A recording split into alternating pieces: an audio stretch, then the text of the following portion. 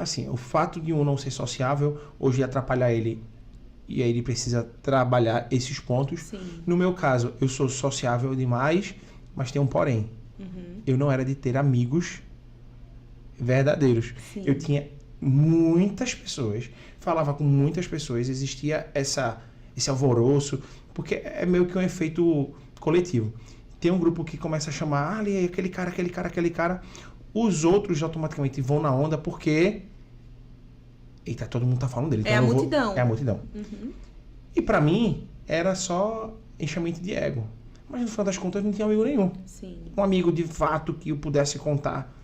Mas tinha aquela sensação o tempo todo. E era atleta da escola, enfim, aí tinha tudo isso que são fatores interessantes. Mas quando a gente pega hoje uma situação, a gente estava recentemente numa crise nas escolas do Brasil. É assim, meu Deus do céu, como eu não consigo entender, é um negócio satânico, porque como é que uma pessoa consegue matar criança? Isso já é um fato louco.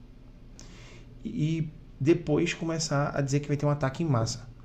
E você conseguir fazer com que todas as escolas elas se fechem. Isso, um pânico geral, né? Meu amigo, um negócio de louco.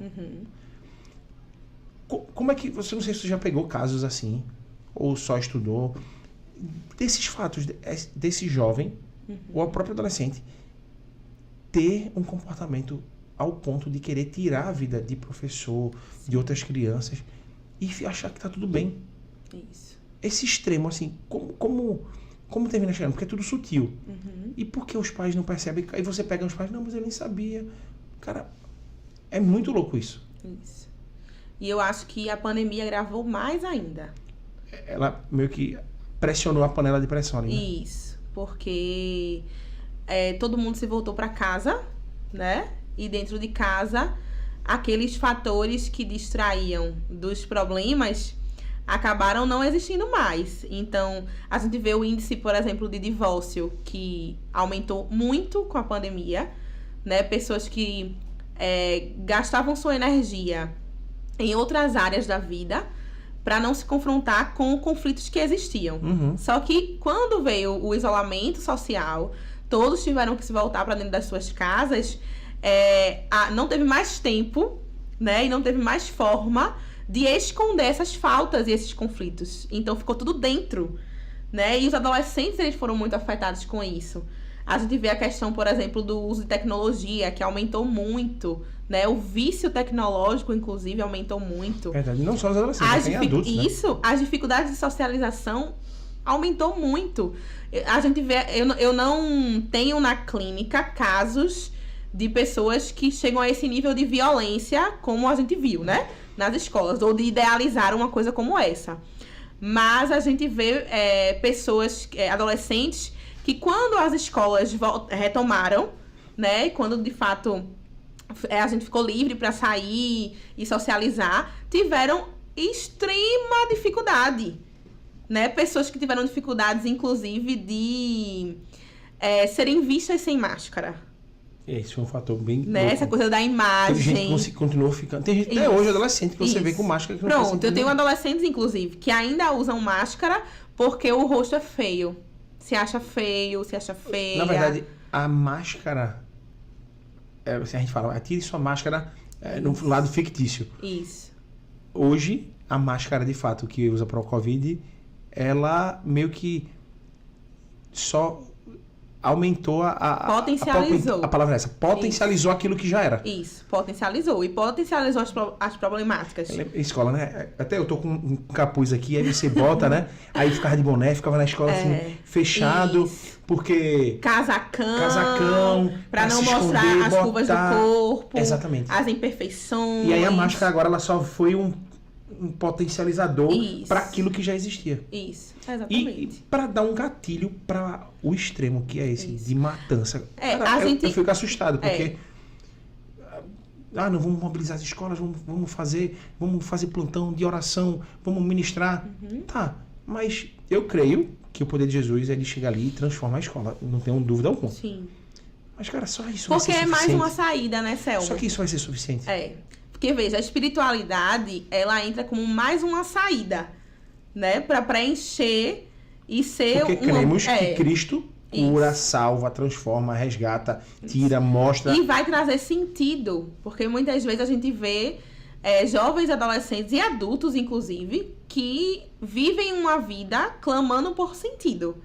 Eles vivem o dia a dia de forma, às vezes, muito mecânica e não vem sentido em nada do que eles fazem. Né? E imagina a gente pensar em todos esses conflitos que adultos passam, né? Mas os adolescentes que não têm a capacidade total ainda, né? O potencial total de gerenciar bem isso. Eu vejo que essa violência nas escolas está muito relacionada a uma repetição de violência. Sim. Porque quando você vai para o histórico dessas pessoas que cometeram isso, são pessoas que não gerenciaram bem as suas emoções pelo contexto de violência que viveram. E quando eu falo violência, eu falo de todas as ordens, né? Seja física, seja sexual, seja verbal, psicológica, né? Muitas vezes aquela pessoa não foi espancada, mas ela ouviu ou deixou de ouvir, né? Ou deixou de ouvir, porque deixar de ouvir palavras de afirmação que são como nutrientes para o nosso emocional é tão prejudicial como ouvir palavras negativas. Então, na verdade, o fato dela cometer aquilo, na verdade, é uma explosão do que já está acontecendo dentro dela. Isso. E aí é importante deixar claro aqui que falar disso não é simplificar a problemática. Sim. Porque falar disso é a gente compreender o que se passa. Não é pra gente justificar o erro, tá? Não é, porque às vezes as pessoas olham pra situações extremas assim, né? E trazem essa compreensão psicológica do que acontece como se fosse uma justificativa. Aconteceu isso aqui porque o bichinho, né? Aquela pessoa também é vítima da sociedade. É um fato. Mas existem outras saídas, né? Pessoas, se você olhar para a grande maioria, fizer uma enquete, muitas pessoas foram traumatizadas, né? Muitas pessoas estão passando por situações difíceis, não significa que elas vão ser violentas. Mas quando a gente abre o leque para entender e compreender a problemática, de fato, é um replicar de violência, né? É uma dificuldade de gerenciar as emoções. A gente vê que o jovem, ele não sabe lidar muitas vezes muito bem com a raiva.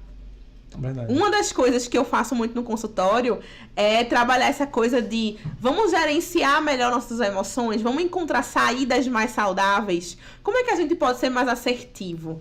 Porque a raiva é uma emoção natural, né? Assim como o medo, assim como a felicidade, a alegria, é uma emoção natural. Todos nós vamos vivenciar em algum momento. A tristeza também é uma emoção natural.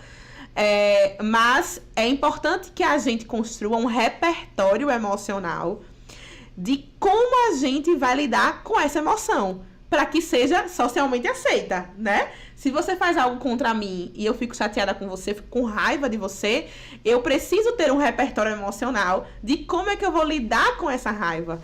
Eu não posso simplesmente bater em você, né? Mas imagina um contexto onde esse repertório, essas habilidades afetivas e emocionais não foram construídos. Então, o que é mais fácil? É ser reativo. Ser reativo é uma característica da juventude, né? Reagir, ser impulsivo, né? Dar aquela resposta de cara. Só que quando acontece esse extremo, o jovem ele não consegue medir as consequências. Isso. Cara, ele ataca as pessoas. As pessoas vão dizer, não, a culpa são dos jogos. Não. Os jogos eles só potencializam aquilo que já está acontecendo. Isso. Porque, na verdade, eu posso jogar aqui um jogo violento, jogar, mas eu só jogo por escape. Outros já estão mergulhados nos jogos porque estão com faltas de outras áreas que estão atrapalhando. Então, ele mergulha naquilo. E aí, depois, ele pega aquele jogo, ele vive aquele jogo. Meu amigo, isso é assustador. Isso, é verdade. Porque ele conseguir arma, planejar, pegar machado, fazer a máscara, ele vê a pessoa, ele vê o sangue, ele matar, ele continuar fazendo, escutar o terror e achar aquilo ali muito maravilhoso. Sim. Só que aí, muitas vezes, a gente vai pensar numa estrutura de personalidade, inclusive, né? Porque de acordo com as experiências que esse jovem vivenciou na vida, por exemplo, um contexto de violência, de espancamento e de negligência, na infância, eles geram um desapego e uma dificuldade de ter empatia. Então, a gente se escandaliza porque nós desenvolvemos empatia. Nós nos colocamos no lugar do outro. Mas imagina um contexto de uma pessoa que foi formada sem essa característica. Então, ela não tá nem aí para o que o outro vai sentir. Ela tá frustrada, ela tá com raiva do que fizeram contra ela. E ela tá ali replicando aquela violência. Por isso que muitas vezes a gente vê frieza, né? A gente vê uma não preocupação com o que o outro tá sentindo. Não tô nem aí se vou prejudicar o outro. Eu só quero cumprir meu objetivo, né? Que é me vingar, né? Que é reagir diante de algo que fizeram contra mim. Então, quando a gente pensa numa estrutura, a gente vai vendo que essa formação da personalidade daquela criança, adolescente, muitas vezes nutrientes emocionais não foram plantados ali. Uma criança, ela precisa de segurança, ela precisa de afeto, para que ela se desenvolva de forma saudável, né? O afeto, ele altera, inclusive, as funções cerebrais.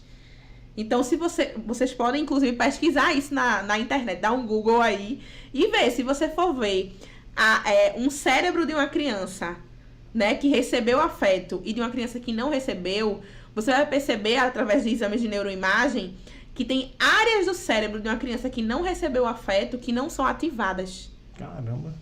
Né? Então, essas áreas que não foram ativadas, como é que ela vai desenvolver uma empatia, um cuidado com o outro, não vou fazer isso com o outro que eu não quero que façam comigo, né? Se seja, esse nutriente não foi ela recebido. replica aquilo que recebeu ou que não recebeu. Isso, exatamente. E a negligência, ela é tão prejudicial quanto. A gente vê, por exemplo, em contextos de abuso sexual, né? A família que não acreditou na fala da criança abusada gera um novo trauma. Porque além do trauma do abuso, tem o trauma de ninguém reconhecer o que ela fala, de não a palavra dela não ser válida. Isso, é uma quebra no laço de confiança, porque biologicamente... Ainda tem isso, ainda tem a confiança, ela quebra também a confiança. Na verdade, é um estrago, né? É um estrago, porque a gente entende que a família biologicamente foi constituída ali para trazer proteção. E essa família não protegeu... É a mão protetora. E por não ter aquilo, ela se sente descoberta. Isso. Ela vai procurar algum escape para poder preencher aquilo que está... E a tendência, Selmo, tem muitos teóricos, inclusive da infância, que falam isso. A tendência de uma criança que... Imagina um contexto de uma criança que chora no berço. Né? Ela tá chorando no berço e ela espera ser acalentada. Se repetidas vezes esse acalento não chega, ela deixa de solicitar. Ela deixa de solicitar essa atenção. E aí é quando se desenvolve esse desapego na vida de uma pessoa. Porque se eu tenho uma necessidade afetiva e essa necessidade nunca é suprida, eu vou deixar de solicitar.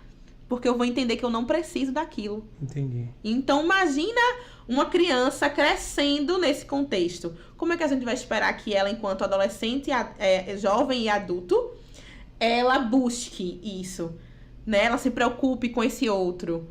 Ela pense nesse outro, se isso não foi desenvolvido nela.